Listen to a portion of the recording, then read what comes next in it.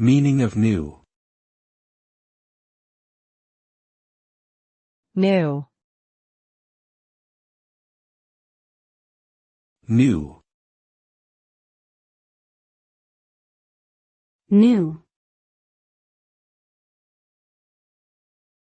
New. GNU is a recursive acronym that stands for GNU's not Unix. It is a free and open-source operating system that was developed as an alternative to proprietary Unix systems. The GNU project was started in 1983 by Richard Stallman with the goal of creating a complete Unix-like system that could be freely distributed and modified. Today, GNU software is widely used in many computer systems, from personal computers to supercomputers, and has become an important part of the free and open-source software movement. In summary, GNU is a significant player in the development and proliferation of free and open-source software.